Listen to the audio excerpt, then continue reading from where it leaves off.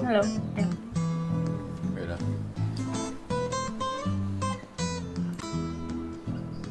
No, not like we should be live. Can you check? Yeah. Checking now.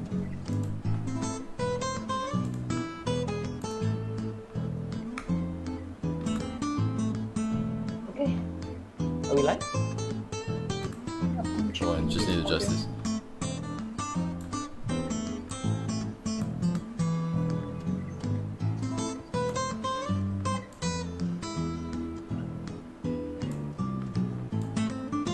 Okay, should we...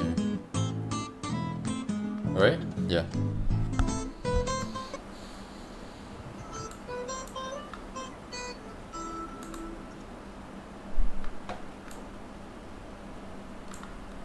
Alright, say hi everyone. I think we're live. Oh, hi world. Hi everyone. Alright, so welcome to episode 3. Those of you that have seen episode 1 and 2, thank you. Welcome back. So today we're just going to talk about a few developments over the week. And same as usual, we have the three of us, Arvin, Michelle and me. And do like our page to follow us for future updates as well. Because there's been an extension of 2 weeks and so probably we have 2 more episodes or maybe 2.5 or something, depending on how things turn out. Hopefully we only have 2 more and not like another 6 or so. Because we all could use some fresh air, some time out of the house and all that. So Arvin, what are we going to talk about today? I always like to throw the ball to you to start with introducing our topics for today. I guess the most fresh thing that we can talk about in the beginning is the extension of the MCO and what is our reaction towards it. So I guess I'll pass the ball to Michelle to get her first reactions on the extension and what she thinks has to be done now. Michelle, over to you. Okay. My first reaction was, I kind of expected for MCO to be extended. Because if you look at the graph, the cases, we haven't reached the plateau yet, to be exact. But I am quite happy to see that the number of cases are actually quite contained. We didn't experience an exponential growth upwards, so that's good. But I find that it was a bit confusing when I looked at the list of services that are allowed to operate, which was issued by MITI yesterday.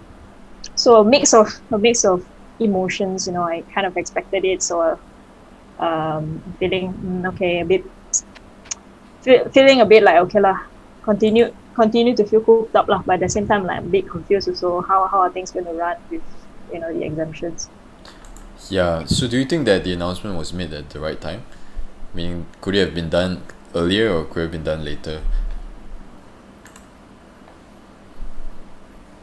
I think time-wise it's alright. I think it's a wise move to actually make these announcements of extensions. I don't know. I'm glad that they extended the MCO about at least 2 weeks at a time. I think that's wise lah. If you have told someone that we are gonna extend this up to 4 weeks, I think there'll be a lot of panic buying going around. So time-wise, I think it's okay. Yeah, so there's been news about this expansion of the sectors which are allowed to operate during the next 2 weeks or however long that the MCO continues. So have you guys taken a look at the list of sectors? Yep. Has it been released by the media? It's been released by Ministry of Industry and Trade. Yeah. But it's not exactly been reported upon it, right? By the media and all that. Because there are reports. The way I got the news was through like WhatsApp message and all that, so I didn't know whether it was very legitimate or not. So then after that, they were posting in the group, and even then I didn't know if it was legitimate information lah, because it did affect us lah, Michelle and I, because we were like legal practitioners in a way lah. Yeah. So like one after I that, also sorry, go on. Yeah. No, it's okay. Are we still live? Can we check? Yeah. Okay. All right, yeah. So one of the sectors that they're allowing to open is like the barber shops, right, or salons, so you can go there and have a haircut or something like that. So what do you guys think about allowing that to happen? Like allowing these businesses to operate? I think my first reaction towards the expansion of the sectors that are allowed to operate is that they're trying to slowly come out of the extent of the lockdown that we are experiencing by slowly allowing the people to go back to work in certain sectors especially. I think it's an idea with a solid basis, but I'm not sure how much studies or consulting that has been done to flesh it out to identify the sectors that are actually needing to go back. I'm not sure the utility of barbershops at the moment, but small business owners who are barbers are facing a lot of restrictions and problems in cash flow. Maybe it can be a response to that, but I don't know. It's very confusing to me. I mean, do you think they've consulted the right stakeholders before making the decision to expand these sectors, or to include these sectors in the list of the sectors that are allowed to operate? Because there's been a statement that's been issued by the Malaysian Barber Association, is it? Or there's been saying that they hairdressers association. I'm not sure like how many hairdressers are part of that association or even aware of it, but like they've issued a statement that goes against their sector being implemented into like the expansion. So that's quite contrary, and it makes me question whether there was actual consultation of like the stakeholders. Like for example, the legal practitioners as well. I don't know if the Bar Council was aware that suddenly we were allowed to operate, and if they were, then why weren't other things being done as well, like ensuring that court was open? If court was not open, then what's the point of us practicing? I just received this message as well that it's actually not for all legal services, but it's not very clear from the list that was given, because from the list that was given, it was said like perkhidmatan guaman, right, in general. But according to this message, and I'm not sure how true this message is, but they say it's actually for legal services related to industries, and I think that's a whole different thing. There's a whole subsect of legal services, and not legal services itself, and I think that's a real issue.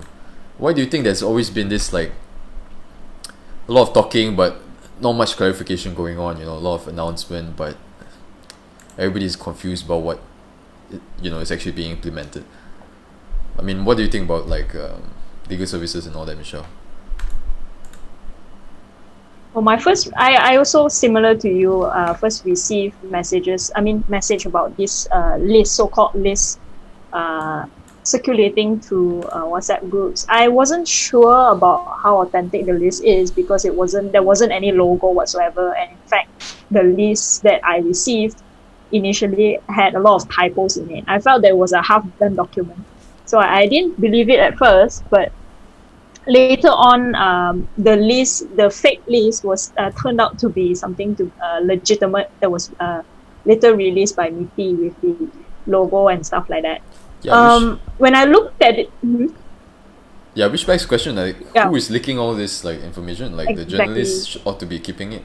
I'm not sure because I think it was sent into like the pupil support group or something like that, and then from then it was sent to other people, and then from that it was sent, and like the one that they sent, as you pointed out, like there's no logo and it's dated 8 April, and the day we received it was 10 April. So like, I don't know, didn't really make much sense lah.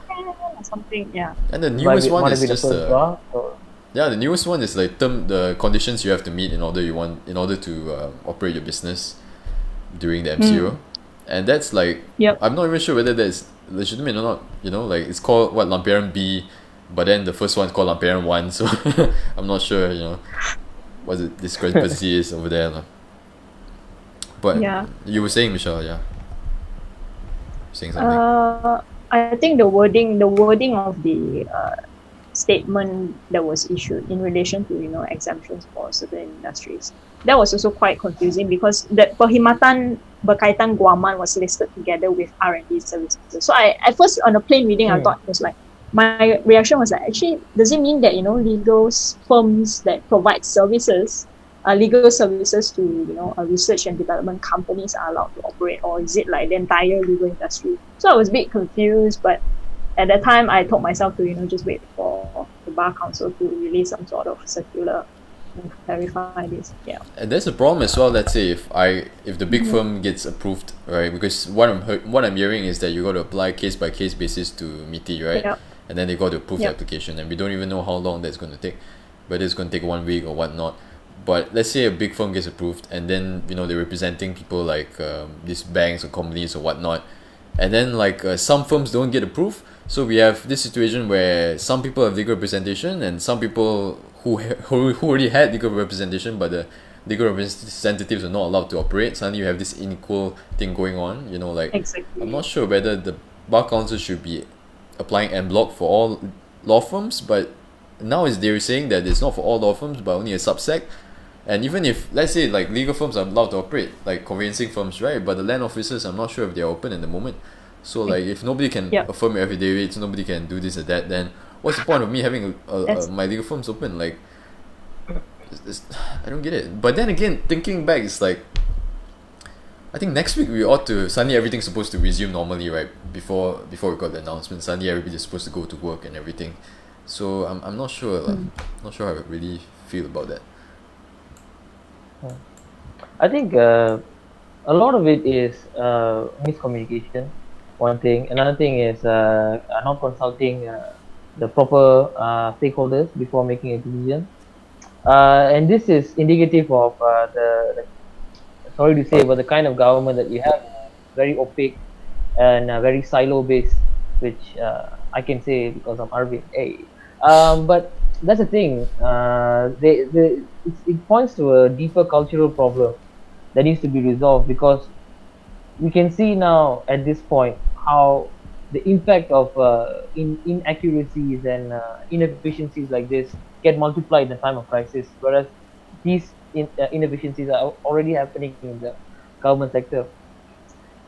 So, at the end of the day, these people really need to buck up, or else we're just going to face more and more of these ding dong issues. You can cut hair, not cut hair, also people don't know. Let alone if you can go and open your legal profession. So.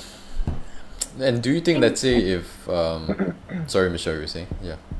No, I think it's not an issue to actually allow those exemptions, but I think there needs to be well thought through as standard operating procedures for these industries. You can't just be making an announcement on live television and release that list of services that are allowed to operate during the extension of MCO, and just expect everyone else to go through the procedures, apply lah. No, I think businesses and firms, they need to know what kind of how they should handle clients.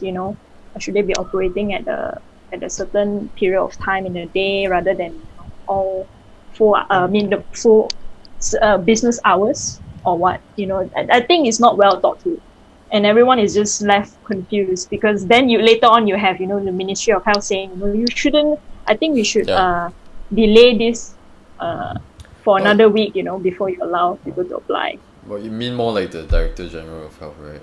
Director General. So he said that, right? We should be delaying it, but I don't know. It's By the very time confusing. by the time the application's approved, I think maybe we would be on the last week of April already, if this firms get to operate. But even then, it's hard. It's also a bit I don't know, because it's hard to predict the situation, right? I mean, 2 days ago it's 103 cases only or something like that, and then the day is 115 or something, and then suddenly today is 183. So it's hard to predict where this thing is going. It doesn't seem to slow down. It's just constantly hovering above 100. So but we need to understand we are a country that has had experience with similar coronavirus epidemics. We have experience with SARS, we have experience with MERS. We have now seen examples from China and South Korea, how they have handled the situation.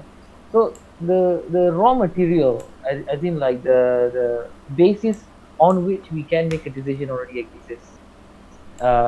Why that is not implemented in the most efficient of manners is is again very confusing, because these people were in fact part of the previous regime, the BN regime, that are ruled for 60 years. So they are supposed to have all of these things ready, but they don't. Which is, so what have we been doing for 60 years? If not this. Yeah, because I think I agree. a lot of like health practitioners have been talking about it as well, about the need, not only in Malaysia but globally, the need to come to realization that we need better systems in place like to address issues like this in the in the event that they do arise. But the fact is that a lot of people rather spend their funding on like military and shit like that rather than like on things that we really need the money for lah. And I think this is a lesson for everybody lah, but I'm not sure if it's a lesson that's gonna keep a lesson that everybody's gonna learn from lah in the future. So maybe it might repeat again the same thing, That's the thing. Thankfully it's not like some let's say this is just like, I mean, I'm not trying to say this is not very like a serious kind of virus, but it's like it's like it causes you pneumonia and all that. Imagine it's like some skin eating disease or some shit like that that spreads just as bad as COVID-19. Then it would have been much like far the worse bubonic plague. Yeah, who knows? Essentially. No, that's the thing, like what I've noticed from weeks of following how not only this government but other governments in the world have done is that we are all, especially in the global south, especially in the third world, we are all so criminally underprepared when it comes to critical necessities. So when it comes to food, when it comes to what do you call that? Other necessities that are needed, medicine, healthcare, so criminally underprepared. But we are so much more overprepared on the things that don't necessarily bring the best, the most direct benefits to people. For example, we don't have much farmland for rice, but we have millions and millions and millions of acres of palm oil, because that is a cash crop, that is a commodity crop. So for me, as a person who's on the left looking at this, it really shows that, especially in the third world, we are being taken advantage of by big corporations that are using our need to develop to take away holistic development from us. So if we have so much millions of acres of what you call the farmland, why can't we ensure food security? For example, why is our food import bill so high? And isn't that a vulnerability that needs to be seen first before we go on to make money? So what are the priorities here? Yeah. So that's what it says to me lah. So anything else you want to comment about that extension? Like, do you think that it would be extended even further from the end of April, maybe into the middle of May? I just hate this extension so much. It is so much. I thought I'll be done by next week, but no, there's another 2 more weeks after that. How about you, Michelle? What do you think? Actually, it's really hard to say, because there were research firms which come out with data predicting that in the middle of April we will actually experience peak of COVID-19 cases. So is it the 6,000 one? Yeah, the 6,000. I think there's 2 firms predicting 2 different figures, but both still quite bad, 6,000 and 8,000. So I think if that really happens, I think the MCO will be extended even further beyond the month of April.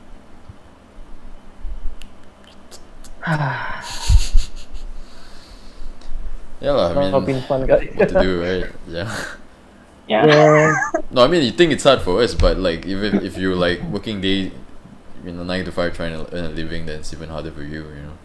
Yeah, whoever's watching, if you're like informal sector people, for Yeah. example, my dad's a Grab driver, so he's not actually driven Grab for over a month now, almost Yeah. a month now.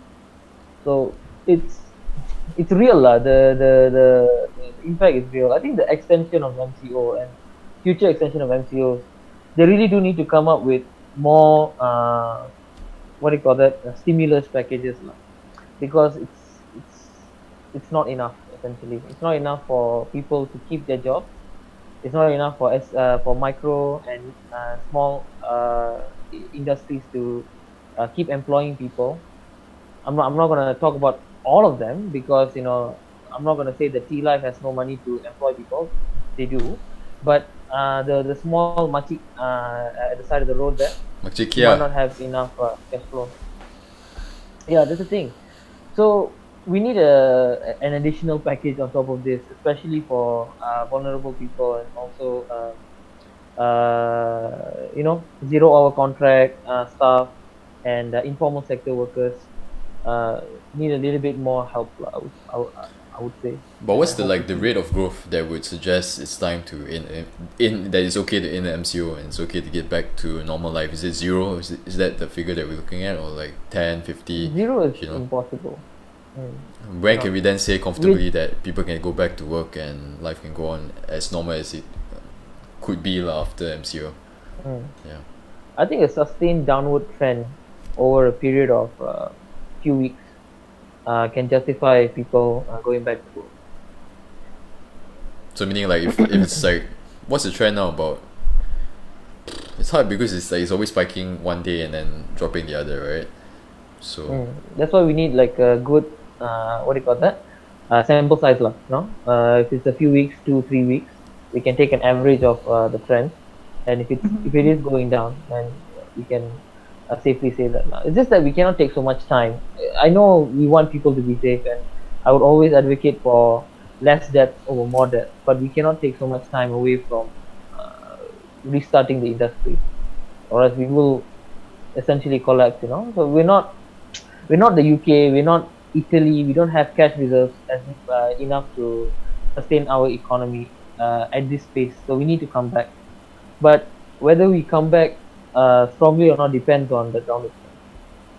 do you think we should have legislated on these policies and everything, like have a bill or something that's debated in Parliament way early on, lah? You know, what could they have done? I think that early on they could have like made things better. I'm not sure.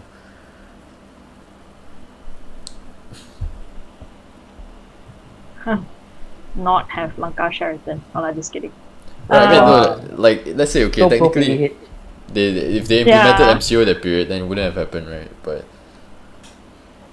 Hard to say. Hard to say. so yeah, But I think if let's say if that didn't happen, resources and attention, would have been paid towards reducing and containing COVID-19. But after the whole thing occurred, we just experienced a spike. Mm. What could have been done? I think the Prihatin package could have been debated in Parliament. I think we talked about this in like the episode episode, two. yeah. first episode. It could have been debated because it concerns the national budget and how government's money is supposed to be spent.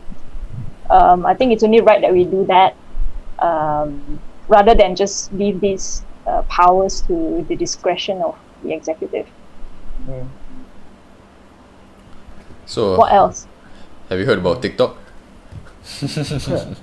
Now, before we move on, can I just Okay. make one more? Yep, sure. I apologize. I'm talking Go too on, much let me check this something. episode.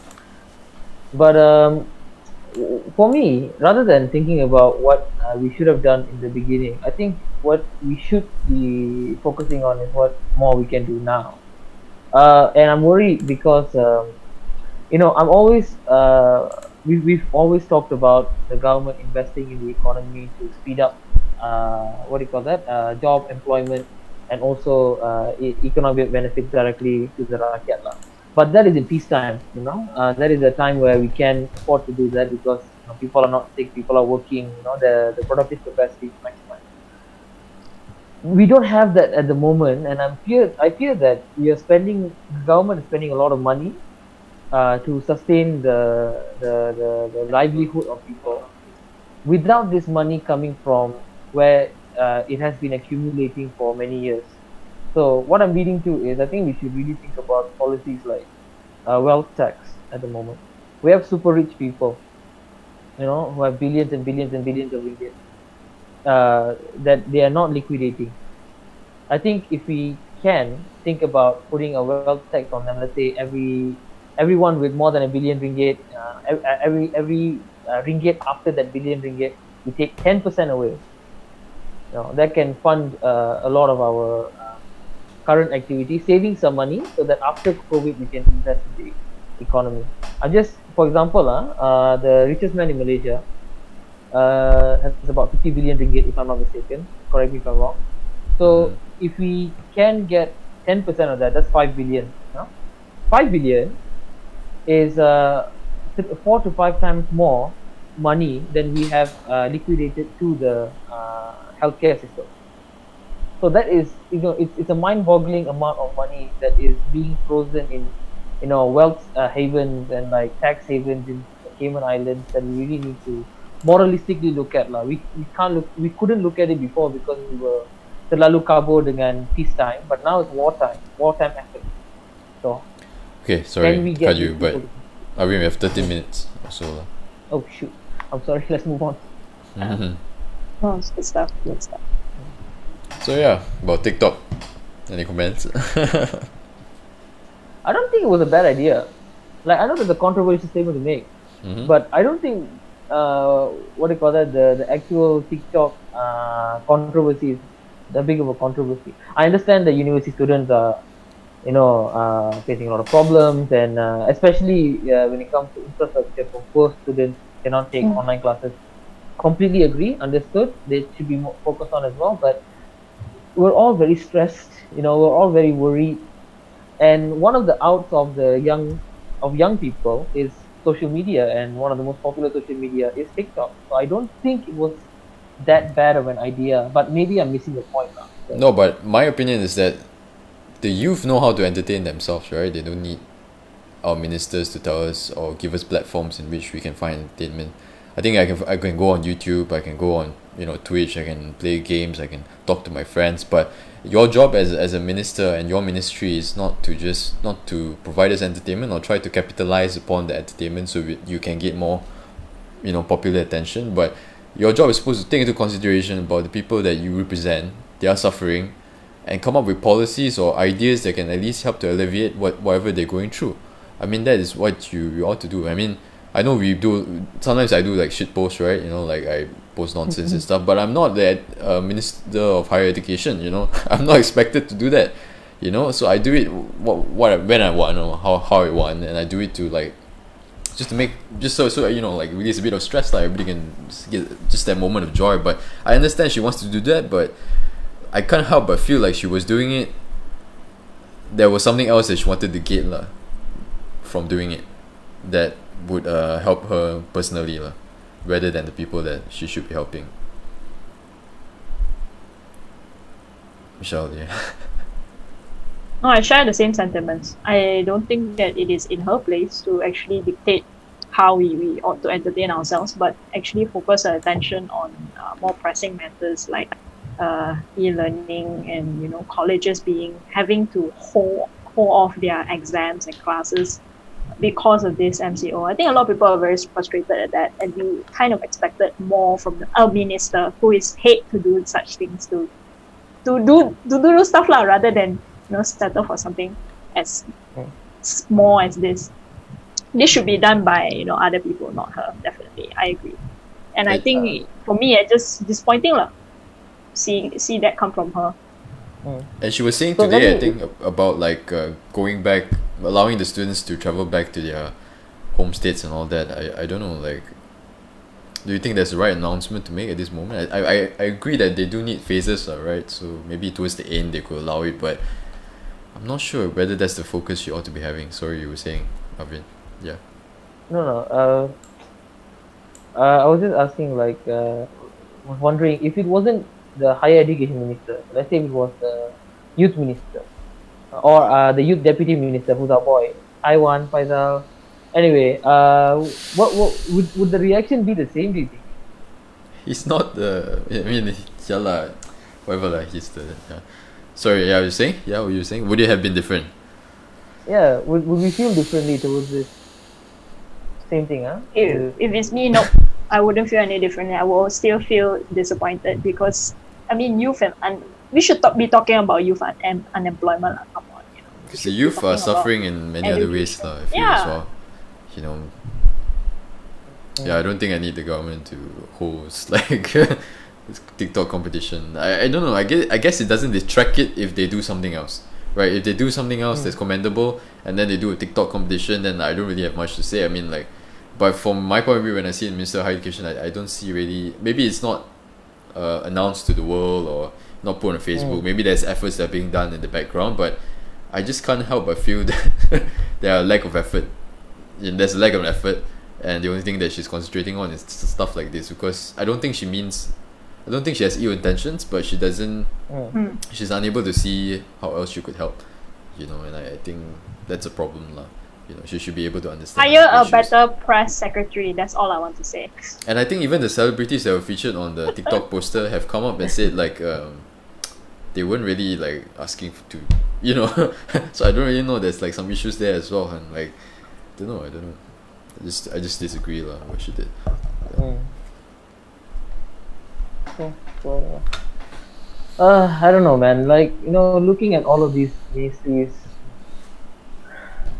it's just a disappointment after a disappointment. Maybe it's overexposure, but I feel like, especially the women's ministry, with their response to what do you call it, anger at home, or or towards Doraemon women, especially being quite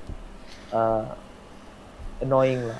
Because it was such a simple thing for her to say. I think the deputy Zaila, if I'm not mistaken, from past, he said like if you're feeling angry, take some time and like lie down. I was like, actually this is not too bad of a suggestion. Then I thought about it, I was like, okay, yeah, domestic violence victims don't have that luxury essentially.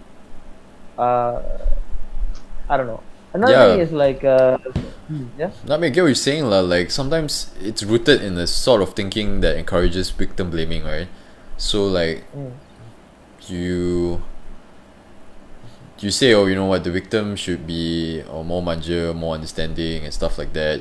I'm not saying she said those things, but I'm just saying that it's rooted in a way in that kind of thinking lah. And I think that's bad lah, because it suggests that sometimes things happen and people don't really have control over it. So like some of this like anger or aggressiveness that they have, right, could also be linked to their in a weird way to like, I mean, science would say in a weird way to like their genes or to like the structure of their brain or whatnot, their development growing up. It's like it's a weird thing that it's not so easy to just say, you know what, stop being angry, stop being this and that. There needs to be better avenues available, meaning that there needs to be like people saying, hey, you need to go to see a therapist or somebody that can help you with your anger management.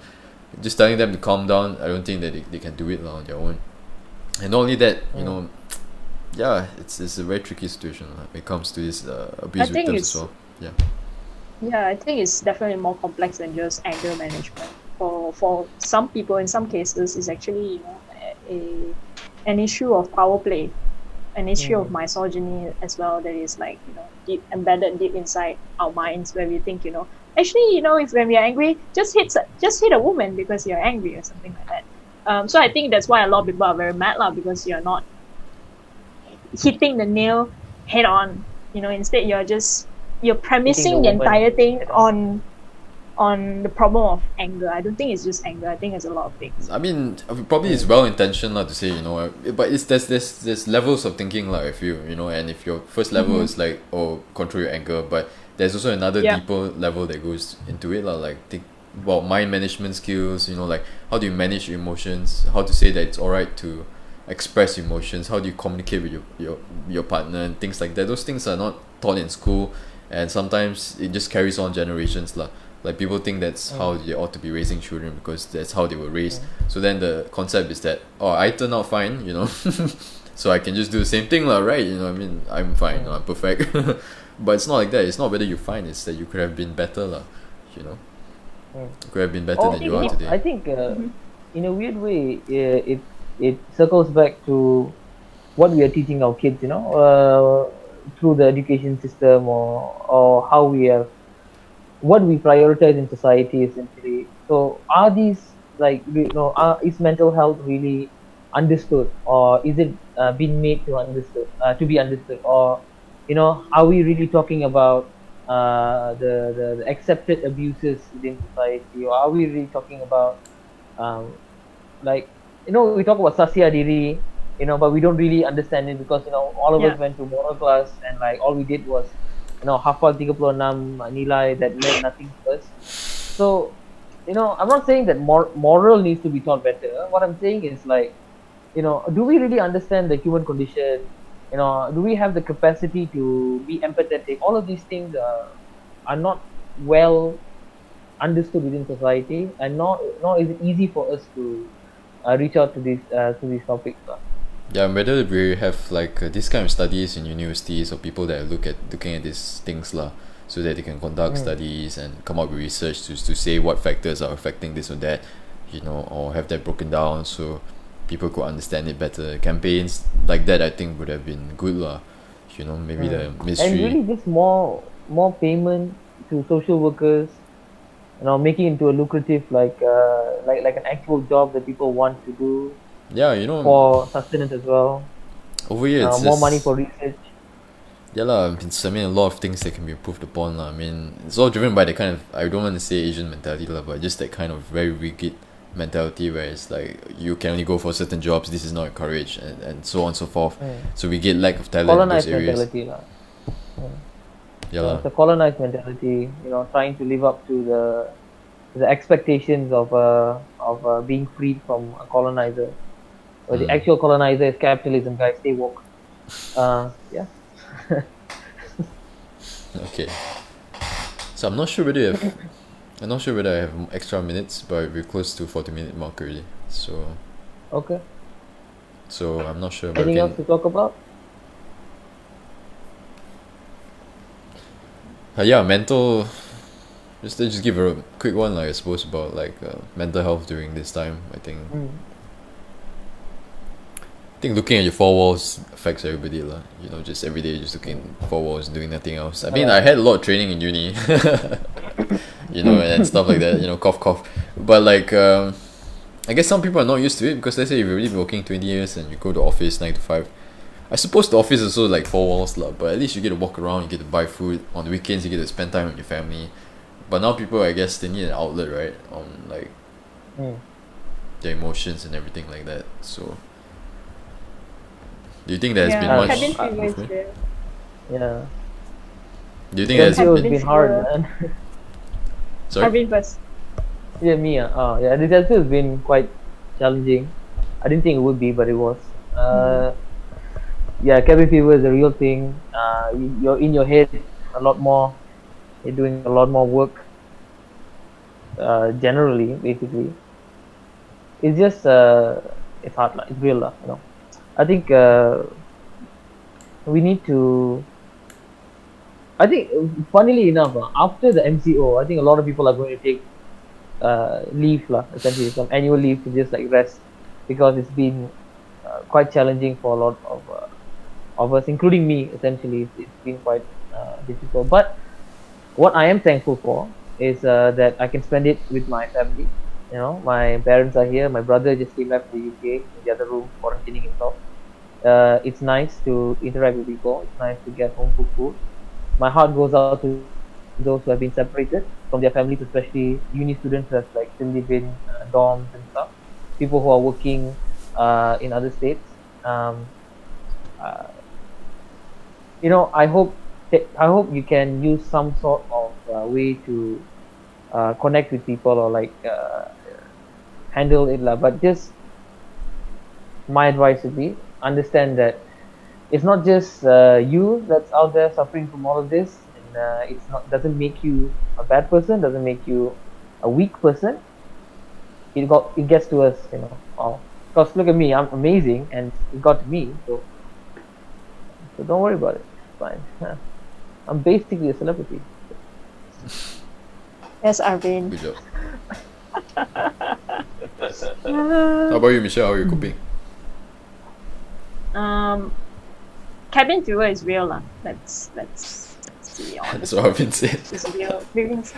But I think for the past couple of weeks, I've been busy with work as well, working from home and chasing deadlines and whatnot. So it has been quite stressful. Oh, your And boss I think listening, that- is it, Michelle? Yeah. No, no, no. Yeah, she's been mean, working very hard. sometimes can be stressful lah, but I think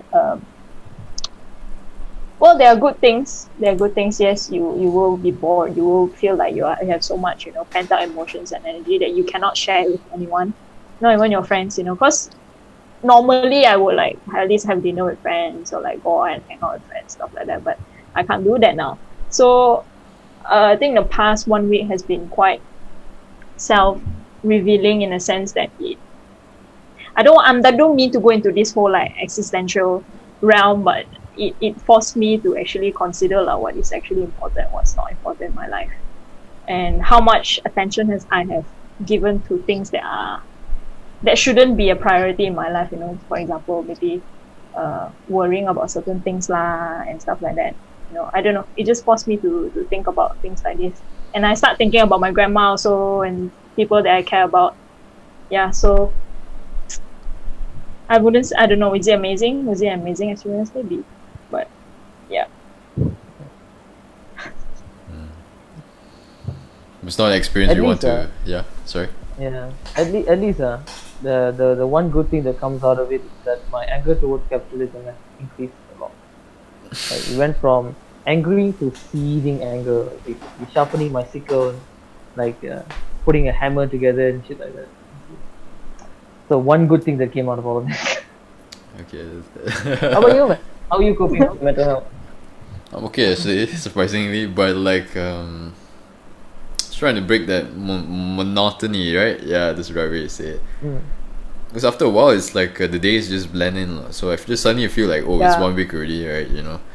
It's crazy, lah, to me. I think, but so as you said, like, I get to spend time more with my family. And I think that's a good thing, lah. Because like when I'm work, it's like I come back home at about like, I don't know, could be 10:30, 11 or something like that, and then you're like eating dinner, right? And then you just eat your dinner and then you go sleep because you have to wake up at like 6 something. So I think there's a lack of interaction there, lah. And then if like on the weekends I have to go see people, meet people and stuff like that, right? Do my own thing, then I'm not in the house. So I don't know, I think yeah, it's given me that chance, like opportunity, but then again, it's not for not everyone. It's a different experience for different people, I feel. And if you're alone, like you said, like in a different state, away from your family, away from friends, you're living alone, I think being alone can kill. I mean, it can be like a very bad thing, like, for a lot of people, especially if they already have inherent mental illnesses, like depression and so on and so forth. Because when you're depressed, I guess it would help to have people to be there physically and people you're able to talk to physically as well, like face to face and all that. And it can be hard, like, if that's not present. So, and I think I don't know, mental health also can come with a lack of economic security, right? Like Definitely. let's say the situation just exacerbates that pressure. Yeah, and if like the breadwinner of the family just feels a lot of stress and can't express the stress or channel the stress in healthy means, then it might even lead to like situations of abuse, right? Because they can't channel that. We never thought to do it properly, and poor people can't give a damn about this kind of like therapeutic sessions and shit like that. So I don't know. It's a tough period for everyone. Yeah. Whew, too sad a note, though. We should end on a happy note. Come on. So what's the happiest thing this week?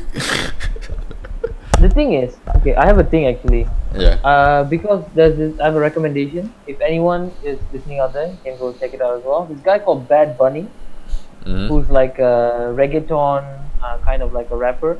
He has a song called Yo Perreo Sola, which is about like trans rights and like women just being what do you call that? Harassment towards women. But it's amazing. It's such a good song. I don't want to spoil it, but I've been listening to that back to back, and I'm like, this guy is my spirit animal, because you don't hear a lot of those songs in rap because they're very homophobic industry. and to have someone coming out as no, don't harass women, like and don't what do you call it, killing trans people is a bad thing. Simple things that make sense like that also. It's quite refreshing. I just love the guy. Yeah, which I Yeah. think is a good, cool thing, lah. Because like the rap industry, I felt has been always been pushed forward by people who maybe have experienced like traumas in their life or things that have oppressed them, right? I mean, of course, there are people that just rap because they want to show their colors to like the people from the hood and all that, right? But there are some people that have gone through a lot of pain, and then the way they channel that pain has been in a way very like can and oftentimes be beautiful, right? But the sad part of it, sometimes maybe in the earlier generation, the people who have that kind of trauma of being oppressed, maybe they didn't really aren't too open about homosexuals or transsexuals and stuff like that. So, but then again, these transsexuals, homosexuals, I mean LGBTQ people and all that, like they have this kind of trauma that they themselves experience, which they can express musically, which I think is a good thing, lah. People, I mean, yeah, just saying, Bad Bunny is not gay or trans. He's straight, and that's what like really attracted me to the thing. Basically, like, because you don't hear this from straight or trans or as from straight rappers at all. And suddenly, some guys coming out and saying like, actually, we should be focusing on all of this. It's 2020. Let's leave our homophobia behind. It's nice to see rap is evolving. The only thing is like the danger with that is that people, if you don't understand completely what those groups are feeling, then you may miscommunicate, or you may not necessarily represent exactly what those groups would want, lah. Like if I I don't know, lah, this kind of PC thing, right? It's yeah, it's hard to please everyone, but yeah, I think straight people should be advocating for these rights as well. They should be, lah. Yeah. So that song gave me happiness. Someone has to fight for Anwar, like.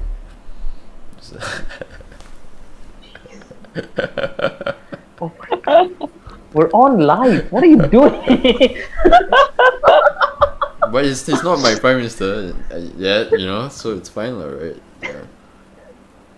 Why can't I say it though? No, am I defaming him? Or, no, maybe yeah. No, I'm talking about my friend, Anwar Jonathan. Okay, Michelle, say something. He's born in 1994. Michelle, say something. I don't know why you guys. I've just been. Why are you guys talking about who? Who are you guys talking about? I was talking about my friend. Okay. Okay lah. Serious. Okay. Dah. Enough. Okay, so that gave me some happiness in the week. How about you, Michelle? You know what? Yeah. Why can't I say it? Like it just feels. Yeah, a comedian levels, right, in Malaysia, it's like, like you can say certain things, but you don't say certain things. It's like it limits, whatever we can say. Yeah, sorry, Michelle, go on. I don't want to get sued. I don't want Charizard Johan to sue me. That's why. Sue us, like the 9 people watching us, or maybe in the future come. But I don't know. Okay, fine. Yeah, yes, go on. What gave me joy this week? Marie Kondo. Mary Kondo. Cannot. I follow her principle. Means I throw out everything else already. So I keep reading the only thing that gives me joy. You keep reading the same thing. Read. Then you no longer get joy from that already, because there's no more options. You really throw out other stuff that give you joy. Just kidding. This live stream has gone to hell, guys. Okay. 51 minutes. Netflix lah. Netflix. Okay. It's like what brings me joy? I cannot think. But if I say it, it's like. Yeah, Netflix is good too. Unbreakable, Kimmy Schmidt is on there. Kim's Convenience is on there. Oh, I finished Kim's Convenience. Yeah, same here. Crash Landing in on one You, night, guys. Yeah. Crash Landing on You, amazing. Love that show. See, like Korean dramas. Okay, now I don't talk about it. We're in live stream, but yeah. But they're always based on this like impossible romance, right? Like I love this guy, but when I kiss him, I lose my memory. Or like I love this girl or something. Then there's a knife in my chest, and someone has to pull it out or some shit like that. if you know the drama, but you know crash the drama. landing, But crash landing is like, oh, you're North Yeah. Korea, I'm South Korea, and we can't be Yeah. together because compass. No, it's not just Yeah. that. You can really see the Kim Jong Un. it's not realities of the situation lah, but the Supreme leader. sentiment from Yeah. from South Koreans to the North Koreans is actually changing a lot. Like, a lot of people are like now asking for the unification of the Korean Peninsula, and it's nice to see a representation of North Korea that is not so demonized.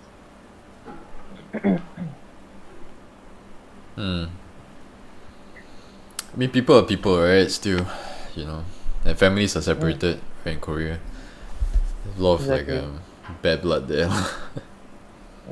Okay, do you have anything else to talk Cool. about? No. Okay, so There's no time for that. Yeah. no time Yep. for that. Okay, so remember to like our page if you enjoy our content, and to follow Liberasi. Anything else to name drop, Arvin? Yeah. Yeah, just like us, share, subscribe. You can follow us We on have- Instagram as well. Yeah, and We're, YouTube. we're on all social media, so yeah, get on that. Not guys. TikTok yet. Waiting for you, Arvin. First of all, We haven't broke into TikTok. don't say that. TikTok can- coming soon. lah. What can you do on TikTok though? Can you do anything like, I don't know? I'm old. You can dance. None of us are on TikTok, okay? You can do. Well, I technically am, but Oh, it's in my phone basically. Wow, Arvin. Yeah. That's good. Very Yeah. good. Taking steps forward. Anyway, like, Yeah. share, and subscribe, guys. Not have much anything to plug. Thank you for watching. Yep. Bye, everyone. Wave. Bye.